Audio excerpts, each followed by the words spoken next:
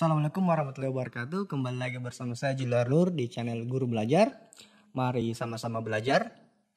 Kali ini saya akan menunjukkan tentang bagaimana cara.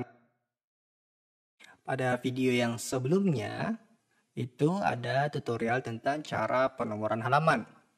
Nah, penomoran halaman itu harus benar karena nanti kita akan gunakan untuk membuat daftar pustaka. Ketika penomoran halamannya salah, itu akan mengganggu di daftar pustakanya, daftar isinya tentu saja. Maaf ya, saya salah, daftar isinya. Nah, ketika daftar isinya itu kan ada dua cara. Yang pertama itu manual ataupun otomatis. Nah, yang manual ini kalau kita gunakan itu lama dan terkadang biasanya ya ini penyakitnya orang ketika dia membuat skripsi ataupun makalah, ketika dia spasi ataupun enter atau menambahkan sesuatu itu kan halamannya kadang bergeser. Nah, ketika itu terjadi, daftar isinya harus dinomori ulang dan itu menyusahkan dan betul-betul tidak memanfaatkan fungsi dari yang sudah disediakan oleh Microsoft Word sendiri. Jadi fungsi apa itu? Jadi kita langsung saja ya. Jadi ini adalah daftar isi yang sudah saya buat menggunakan metode otomatis. Nah, metode yang manual itu sudah tak perlu saya tunjukkan karena teman-teman pasti yang sering menggunakan metode manual pasti sudah tahu. Nah, daftar isi ini itu saya hasilkan menggunakan otomatis ya dari fungsi yang sudah disediakan oleh Microsoft Word sendiri. Nah, caranya bagaimana? Caranya kita masuk ke preference. Nah, ini preference ya. Jadi referensi lah istilahnya. Jadi ini ada table of contents. Nah, table of contents itu bila diartikan ke bahasa Indonesia artinya ya daftar isi. Nah, ini daftar isi yang akan kita pakai. Nah, kelemahan dari daftar isi ini adalah penomoran. Nah, kalau penomorannya salah, maka yang tertulis daftar isi akan seperti itu pula. Selain itu, nah itulah. Jadi coba saya tunjukkan ya bagaimana cara memulainya. Jadi saya akan hapus ini. Saya akan hapus, delete, remove table of contents ya. Saya akan hapus. Nah, ini jadi kosong ya daftar isinya di bagian sini. Untuk daftar tabel nanti akan saya tunjukkan bagaimana caranya. Daftar gambar pun begitu, serta lampiran. Nah, kemarin kan pada video yang sebelumnya saya sudah buatkan tentang penomoran ini. Yang sampul kosong. Halaman judul ada, ini halaman judul, ini halaman pengesahan yang cuma gambar saja. Ini ada 2i, 3i, dan seterusnya sampai ke bab 1 yang mulai angka biasa. Jadi yang ini Romawi dan seterusnya itu angka yang biasa. Nah, daftar isinya bagaimana? Daftar isinya kan tadi saya tunjukkan table of content. Nah, table of content ini caranya yang pertama itu teman-teman harus menentukan headingnya. Jadi table of content ini dia itu menggunakan heading. Jadi teman-teman lihat sini dia itu heading 1, heading 2, heading 3 seperti itu. Jadi bagaimana caranya untuk membuat headingnya? Jadi heading itu yang akan jadi kata atau kalimat yang akan diberikan nomor halaman seperti itu, seperti kata pengantar. Nah, ini kan salah satu yang akan diberikan penanda di daftar isi. Biasanya pada skripsi ataupun makalah. Nah, di heading itu kita masuk di home. Di home. Ya, di home ini kata pengantar. Kita blok begini. Kita blok baru pilih heading 1. Nah, pilih heading 1. Bila heading satunya itu berbeda modelnya, biasanya yang masih baru, yang belum diganggu-ganggu wordnya, itu dia ini akan tulisan biru, fontnya berganti seperti itu. Maka kita klik kanan, update heading to match selection. Gunanya apa? Gunanya agar yang kata pengantar formatnya ini, yang Times New Roman, ukuran 12, rata tengah, itu mengikuti yang ini, bukan mengikuti yang format dasar yang dimiliki oleh Microsoft Word yang di sini. Jadi kita blok begini, kita klik kanan, update heading to match selection, seperti itu. Nah, selanjutnya kita di sampul. Nah, ini sampul halaman judul. Halaman judul kan dia punya halaman ini I. Nah, tapi namanya di sini adalah judul. Jadi kita tidak mungkin tulis ini di daftar isi. Nah, untuk ini saya skip dulu ya. Nah, kita masuk ke kata pengantar sudah, lanjut ke abstrak. Jadi abstrak pun seperti itu. Kita tambahkan heading 1 di sini, match selection. Update heading to match selection, seperti itu. Heading abstrak juga begini, abstrak juga heading 1, seperti itu. Nah, daftar isi turunkan dulu sedikit ya. Daftar isi pun begitu, karena kan daftar isi juga masuk di daftar isinya sendiri. Nah, ini daftar isi. Daftar tabel, nah itu sudah heading 1. Daftar gambar, kalau makalah Anda punya daftar gambar ya seperti itu juga. Kemudian di bab 1. Nah, biasanya orang menulis bab 1 itu dia tulis bab 1 kemudian enter seperti ini. Nah, ini akan mengganggu di daftar isi nantinya karena akan dituliskan sebagai bab 1 enter atau spasi ke bawah pendahuluan. Nah, untuk mengakalinya, nah memang seharusnya begini ya. Kita shift baru enter. Kita shift baru enter. Nah, seperti itu. Ini artinya apa? Ini adalah satu bagian. Satu bagian dari bab 1 dan pendahuluan tersebut. Bukan bagian yang terpisah. Seperti ini kan dia istilahnya bukan paragraf baru lah. Seperti itu. Ini kan kalau kita enter kan dia paragraf baru. Seperti ini kita enter dia paragraf baru. Tapi kalau kita spasi shift enter saja, dia itu bukan paragraf baru. Tapi betul-betul di bawahnya. Seperti itu. Saya Ctrl Z ya. Selanjutnya ya, bab 1 pendahuluan sudah. Nah, latar belakang ini kan dia bukan bagian dari heading 1, dia heading 2. Makanya kita heading 2 kan di sini. Jadi apabila seperti sebelumnya pada heading 1 kita klik kanan, update heading to match selection seperti itu. Begitupun di bagian-bagian selanjutnya. Ini kan bagian heading 2 semua ini, manfaat penelitian. Nah, ini saya rapikan dulu ya. Jadi begitu juga dengan ini. Begitu juga dengan ini dia harus di spasi spasi shift enter ya, shift enter bukan enter saja ya. Nah, ini juga ini kan heading 2 ini. Heading 2, ini heading 3 ini. Jadi kita heading 3, klik kanan baru cari heading 3, update heading 3 to match selection seperti itu. Nah, simple saja.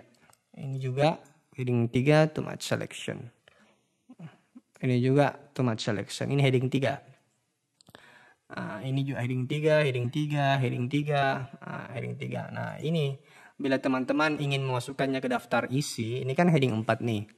Nah, ini bisa juga kita tambahkan heading 4 seperti itu supaya lebih detail saja. Jadi seumpama teman-teman yang mempunyai makalah yang sangat tebal dan memang penting memasukkan daftar isinya itu ada heading 4 yang poin-poin seperti ini, maka ya tidak ada salahnya, malah lebih tepat kalau kita tambahkan. Apalagi kalau tiap poin A itu satu poin A atau satu poin heading 4 itu isinya 4 halaman atau 5 halaman. Penting sekali untuk memberikan penanda agar orang yang mencari semakin mudah. Seperti ini heading 4, heading 4, heading 4. Ini heading 3 ya. Nah, seperti itu. Nah, ini juga. Ini heading 3. Nah, ini heading 5. Ya, saya sarankan sih kalau heading 5 sepertinya akan terlalu ke dalam nanti di bagian daftar isi. Jadi, teman-teman tidak perlu sepertinya untuk menandai ini sebagai heading 5. Nah, seterusnya sampai ke bawah dan seterusnya seperti itu. Nah, ini kan sudah diberikan heading ya. Sudah kita berikan heading. Maka kita siap untuk membuat daftar isi secara otomatis. Ya, tidak otomatis juga banget, ada usaha. Tapi setidaknya ketika kita mengubah urutan halaman ataupun ada sesuatu yang kita ubah posisinya, itu tidak akan mengganggu.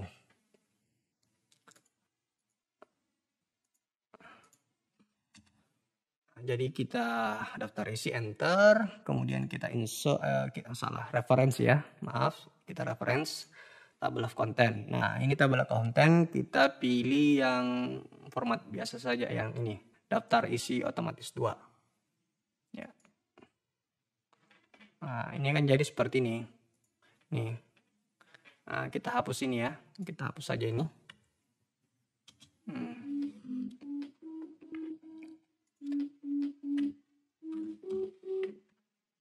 Nah, jadi teman-teman bisa lihat nih. Ini ada kurang. Itu halaman judul, halaman pengesahan, tidak ada dalam sini. Nah, itu jadi masalah. Karena kalau kita coba saya ketikkan di sini ya. Halaman pengesahan. Nah, itu tidak ada.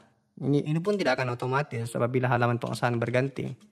Jadi solusinya apa dong? Nah, solusinya kita menggunakan fungsi lain dari Microsoft Word. Nah, yaitu apa? Yaitu menggunakan ini. Quick Parts. Quick Parts itu salah satu poinnya itu yang kita butuhkan adalah field.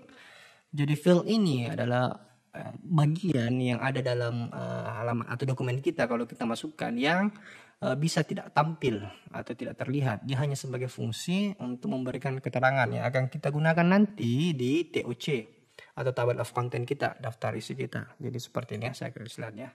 Kita klik di sini, kita berikan quick parts, kemudian kita pilih field. Kemudian untuk bagian ini kita harus pilih TC. Ini TC. Ya, yang kita tuliskan ya tentu saja yang akan masuk di daftar isi untuk bagian halaman ini.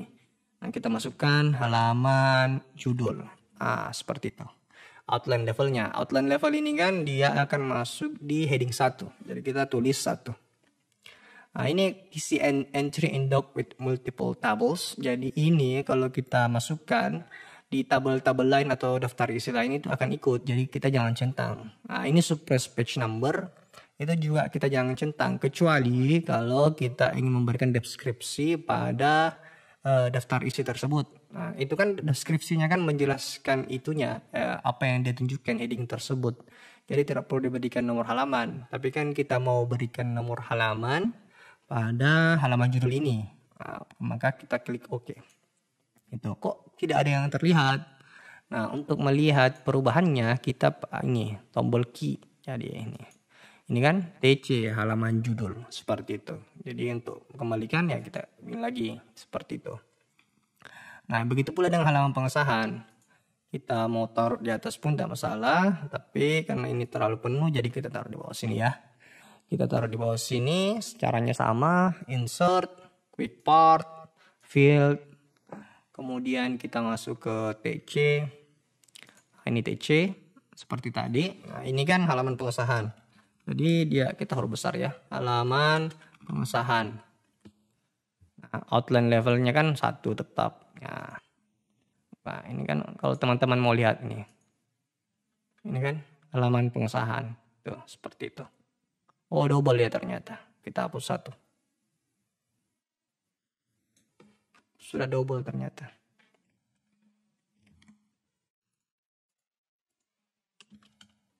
Nah, ini. Nah, kita kembalikan lagi tampilannya supaya mata kita nggak pusing juga, kepala kita nggak pusing lihat kode-kode seperti itu. Nah, selanjutnya kalau kita update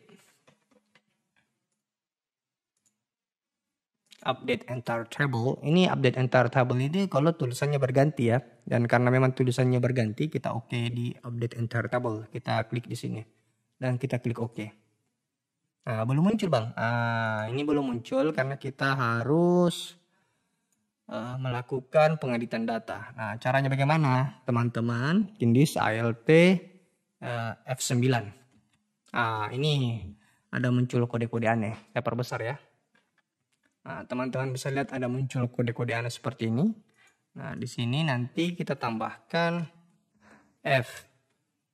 Nah. Di sini.